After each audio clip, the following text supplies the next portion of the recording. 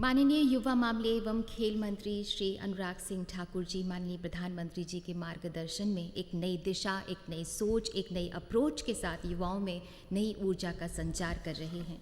आप ऐसे youngest parliamentarians में से हैं जिन्हें बेस्ट यंग पार्लियामेंटेरियन अवार्ड तथा 2019 में संसद रत्न अवार्ड से नवाजा जा चुका है। माननीय, हमारा आपसे अनुरोध है कि कृपया इन युवाओं को हम सबको संबोधित करें और हम सबको प्रेरणा दें। माननीय Shri Anurag Singh Thakur ji.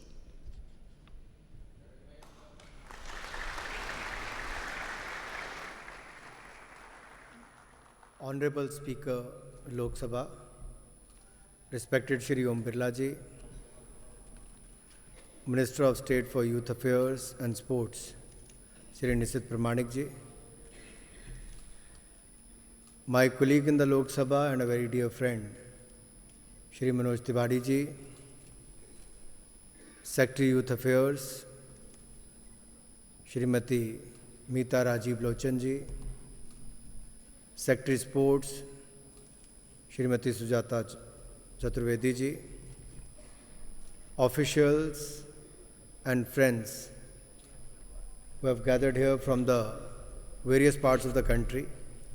Let me first welcome you all and congratulate you to be amongst those talented youth who have been selected from across the country. Seeing all of you youngsters assembled here gives me a lot of hope for our present and the country's future. Honorable Prime Minister Modi, in his Mann Ki Baat addressed on 31st December 2017, had extensively spoken about giving a chance to the youth to put forth their views on various issues concerning the country. And I take great pride that in fact that the Ministry of Youth Affairs and Sports have left no stone unturned to realize Prime Minister Modi's vision. And let me also thank the Honorable Speaker for helping us to realize this dream. As we conceptualize the first edition of the National Youth Parliament Festival in the year 2019, which was organized with the theme, Be the Voice of New India and Find Solutions and Contribute to Policy. More than 80,000 youngsters participated in the physical mode. The second edition of the National Youth Parliament Festival 2021 was organized with the theme Yuva, Utsaah Naye Bharat Ka, which was witnessed by more than 23 lakh youth and stakeholders across the country in the virtual mode during the COVID-19 pandemic. And the third edition of the National Youth Parliament Festival 2022 was organized with the theme, Be the Voice of New India and Find Solutions and Contribute to the Policy, with participation of more than 2.44 lakh youth from across the country. This year, the fourth edition of the National Youth Parliament Festival 2023 was launched with the theme, Ideas for a Better Tomorrow, India for the World. You all would be glad to know that the district youth parliaments were conducted in January 2023. Over 2 lakh youth from more than 748 districts of all states and union territories participated at 150 venues across the country. अब 2 लाख युवाओं ने तो भागीदारी की, लेकिन माननीय अध्यक्ष जी 2 लाख युवाओं में से जो 85 चुनकर हम सबके बीच में आए हैं, मैं एक बार आपकी और अपनी ओर से इन सबका बहुत बहुत स्वागत अभिनंदन यहाँ पर करता हूँ। मैं जहाँ इस मंच के दोनों ओर देख रहा हूँ कि दोनों सचिव भारत सरकार की महिला हैं और वहीं पर 85 में से पार्टिसिपेंट भी 61 भारत की बेटियां हैं।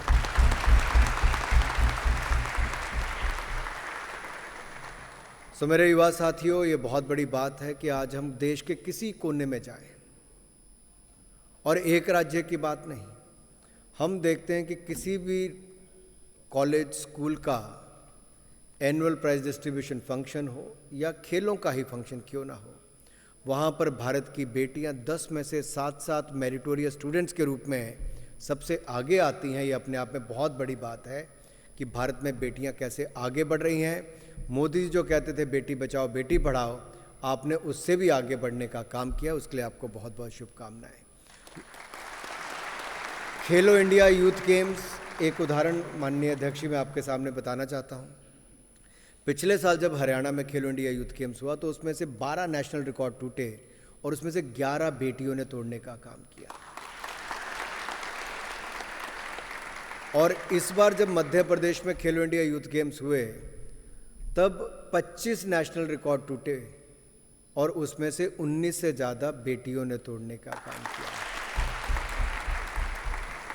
अब इसी तरह से रिकॉर्ड कुछ भारत ने भी तोड़े हैं। 2014 से पहले भारत की छवि फ्रेजाइल 5 इकोनॉमीज की थी, और fragile 5 economies of the world मतलब कि लड़खड़ाती अर्थव्यवस्थाओं में from fragile 5 we have become first 5 among the first 5 economies. और ये इसलिए मैं कहना चाहता हूं कि जो काम कैसे देश बदलता है 8 वर्षों में मोदी जी के नेतृत्व में हमने देखा है। कहाँ एक समय था 2013-14 तक पॉलिसी पैरालिसिस की बात करते थे, आज पॉलिसी रिफॉर्म्स के माध्यम से हम आत्मनिर्भर भारत बनाने की बात करते हैं और उसको आगे बढ़ाने का काम करते हैं।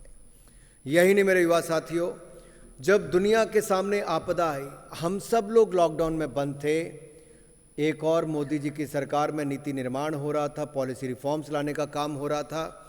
नीचे आम जनमानस को सुविधाएं देने के लिए हमारे वॉलंटियर्स जो थे, यूथ वॉलंटियर्स, वो देश भर में सर लाखों नहीं करोड़ों हमारे युवाओं ने देश में अनाज बांटने का काम, कोविन ऐप के बारे में जानकारी, आरोग्य सेतु ऐप, ये सब करने का काम युवाओं ने किया। तो वहीं पर भारत ने अपनी 2 वैक्सीन भी बनाई, 220 करोड़ वैक्सीन देश में मुफ्त लगाई और दुनिया के 150 देशों को दवाई और वैक्सीन देने का काम किया, और अपने पड़ोसी देशों को 30% दवाई, अपनी कुल दवाई का भी देने का काम, यानी कि पड़ोसियों की जान भी बचाई, और दुनिया भर में भी भारत ने एक नई ऊंचाई पाने का काम किया है। आज जहां लोग कहते थे कि भारत में लाखों लोग मर जाएंगे, इतनी मृत्यु हो जाएगी भूखमरी से, महामारी से, हम सीना ठोक कर कह सकते हैं ना भूखमरी से मरने दिया, क्योंकि 80 करोड़ गरीबों को 28 महीने तक मुफ्त में अनाज देने का काम मोदी सरकार ने किया, मुफ्त में दवाई से लेकर वैक्सीन लगवाने का काम किया, और अर्थव्यवस्था को भी चरमराने नहीं दिया।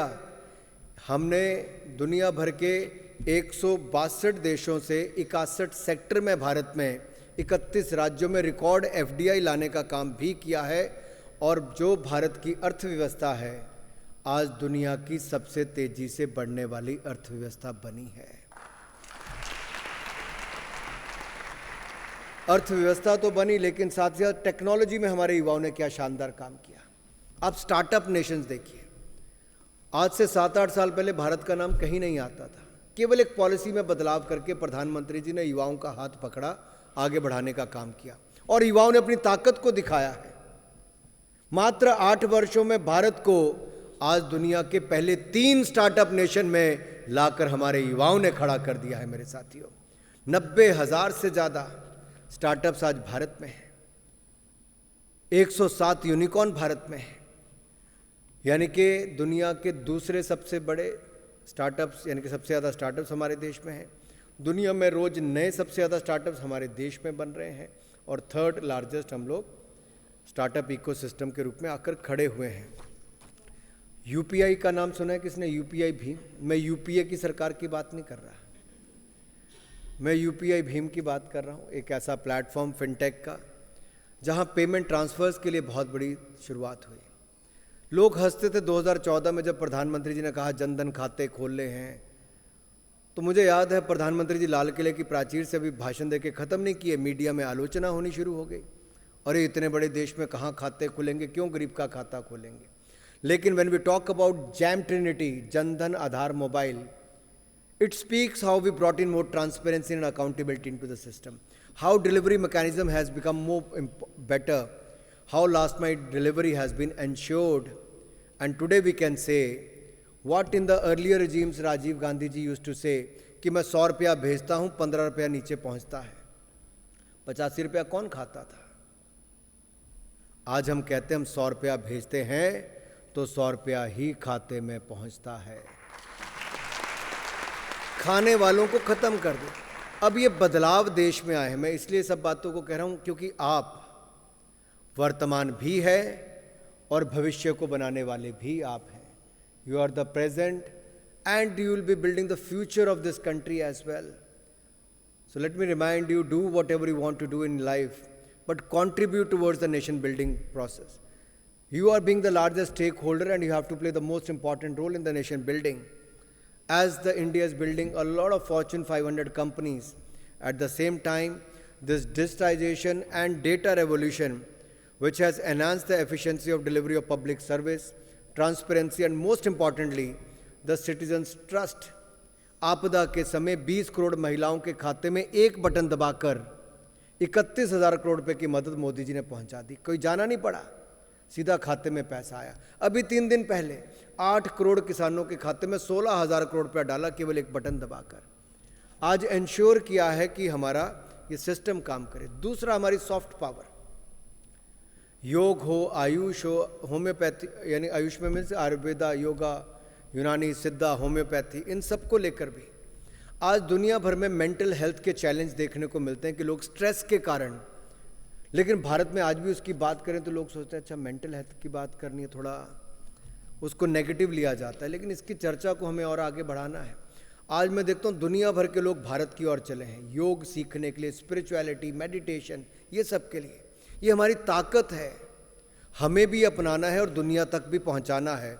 और ये ग्लोबल लाइफस्टाइल गोल जो वेस्ट में है उसमें कैसे बदलाव आ रहा है.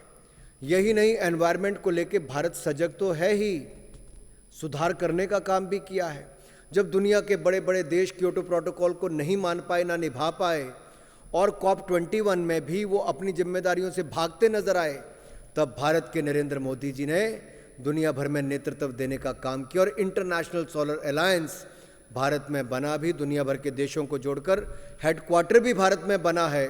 और COP26 में भी भारत ने ही सबसे आगे बढ़कर कहा, जब मिशन लाइफ की बात की,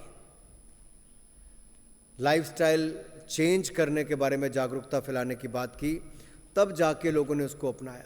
हमने जो टारगेट 2030 के रखे थे रिन्यूएबल एनर्जी के, वो भी हमने उससे पहले पूरा करने का काम किया है.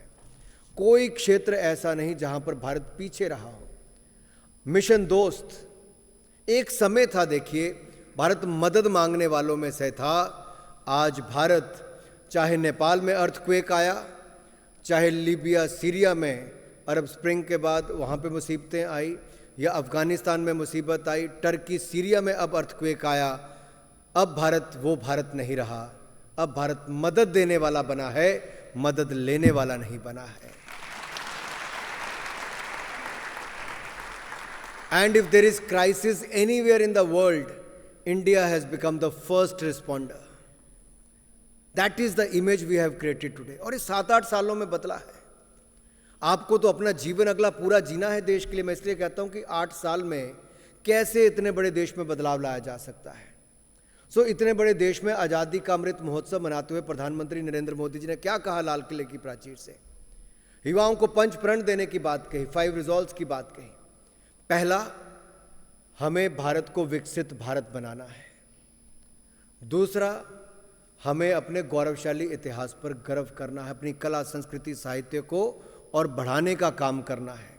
और इसका उदाहरण सबसे बड़ा है, सोमनाथ धाम बनाई, काशी विश्वनाथ धाम बनाया, केदारनाथ धाम बनाया, महाकाल लोक को बनाया और बौद्ध सर्किट बनाया, हेमकुंड साहब तक रोपवे को पहुंचाया, करतारपुर कॉरिडोर को खुलवाया. साथ ही साथ अब अगले साल भव्य राम मंदिर और अयोध्या धाम बनाकर भी आपको देने का काम कर दिया जाएगा. अब ये केवल आस्था के केंद्र नहीं, इसके साथ आधारभूत ढांचा जोड़ के अर्थव्यवस्था के केंद्र भी बनाए. The economies of scale, if you look at around that, it has created more jobs and self employment opportunities for lot of people there. इस तरह से हमने कैसे कैसे बदलाव किए हैं. तो दूसरा, अपने गौरवशाली इतिहास पर गर्व करना. तीसरा, गुलामी की सोच से मानसिकता पाना. आज भी इस देश में कुछ लोग हैं गुलामी की सोच के साथ ही जी रहे हैं. वैसे देश आगे नहीं बढ़ सकता.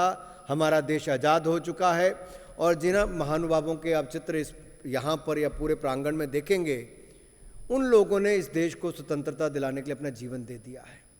हमें आज़ाद भारत मिला है हमें बलिदान देने की आवश्यकता नहीं, आपको योगदान देने का समय आया है, योगदान देकर आगे लेके जाने का। चौथा, देश को एकता एकजुटता बनाए रखना। अलग अलग धर्म जाति संप्रदाय के लोग हैं, विभिन्न बोलियां हैं, हमें सबको एकजुट रख के भारत को एक भारत श्रेष्ठ भारत इस कल्पना को लेके आगे जाना है। और पांचवा, हर नागरिक को अपना कर्तव्य पालन करना है। And I am sure all of you are dedicated and ready to contribute towards that side. यही नहीं, जब प्रधानमंत्री जी अमृतकाल की बात करते हैं तो इस बार के बजट में आपने वो उम्मीद देखी होगी, वो होप दिखा होगा कि इस बजट के माध्यम से कैसे भविष्य का भारत हम बनाने जा रहे हैं। क्योंकि इस बार के बजट में 10 लाख करोड़ रुपया कैपिटल इन्वेस्टमेंट, जो पिछली बार से 33% ज़्यादा है, यानी कि आधारभूत ढांचा और सुदृढ़ होगा और रोजगार खड़े होंगे। रेलवे में 2014 के मुकाबले 9 गुना ज़्यादा बजट किया गया, 2,40,000 करोड़ रुपए का। आवास सबको मिले, प्रधानमंत्री आवास योजना में 66% की वृद्धि है, 79,000 करोड़ रुपीस की। युवाओं को, एमएसएमई को और पैसा मिले, 2 लाख करोड़ रुपए बैंकों के माध्यम से मिलेगा। अब ये सब उस दिशा में है कि भारत को आत्मनिर्भर भारत का 5वें नंबर की इकॉनमी से सीधा 3रे नंबर की इकॉनमी की ओर लेकर जाने का काम करेंगे। और इस बार के बजट में वो उम्मीद, वो होप दिखती है कि हमारा भारत अब रुकने वाला नहीं है। ये कोविड-19 से पहले भी पहले नंबर की अर्थव्यवस्था तेजी से बढ़ने वाली थी और आने वाले कई वर्षों तक रहेगी। इस बात को भी सुनिश्चित करने का हम काम करेंगे। मित्रों, हमने इनोवेशन में भी 81वें नंबर से 40वें नंबर तक पहुंचने का काम किया है।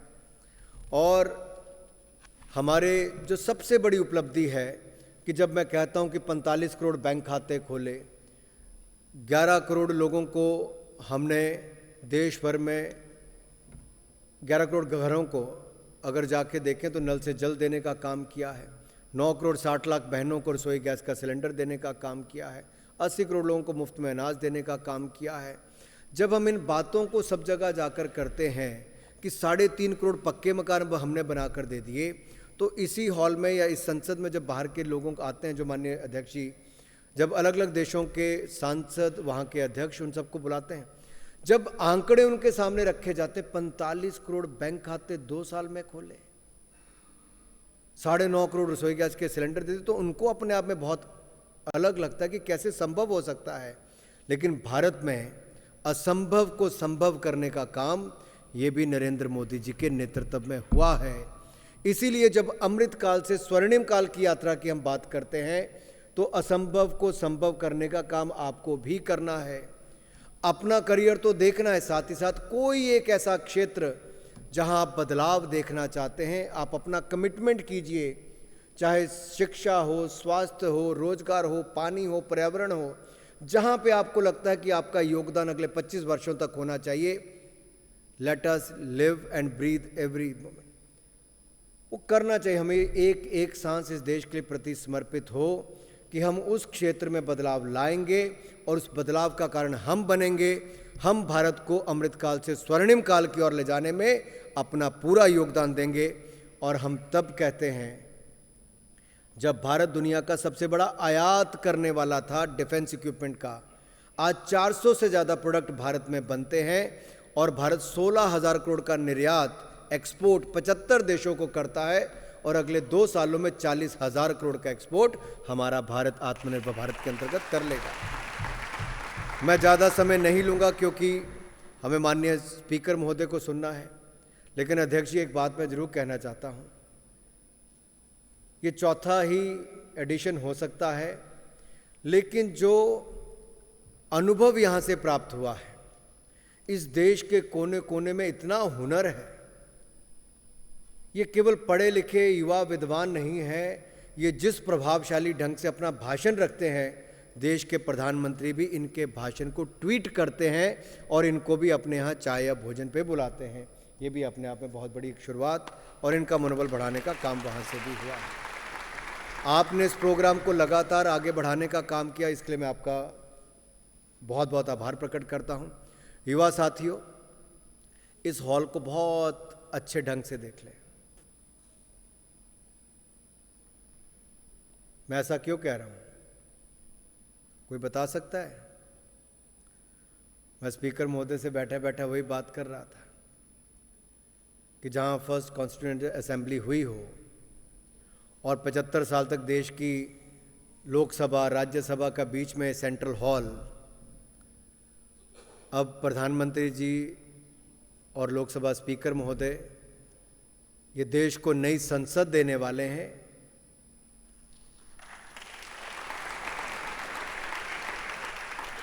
लेकिन मेरे जैसे एमपी जो 4 बार लोकसभा का सांसद बन के बहुत सारा समय यहाँ पे बिताया हो, और आप जैसे युवा जिनका शायद ये आखिरी बैच होगा जिसको यहाँ पर प्रोग्राम करने का अवसर मिल रहा है, अगली बार से हमारी नई पार्लियामेंट भी बन जाएगी, तो आप वो भाग्यशाली भी हैं जब इस संसद का ये सेशन अगली बार से कभी भविष्य में दूसरे नए सदन में होगा तो ये कार्यक्रम यहाँ पर हो रहा है। तो एक बार फिर आपके उज्जवल भविष्य की कामना करता हूँ। आप सबको बहुत बहुत बधाई, शुभकामनाएं, और माननीय स्पीकर महोदय का अपना कीमती समय निकालकर हम सबको आशीर्वाद देने के लिए और इस प्रोग्राम को सफल बनाने के लिए मैं आपका बहुत बहुत धन्यवाद एक बार फिर डिपार्टमेंट की ओर से, सरकार की ओर से करता हूँ। जय हिंद, जय भारत।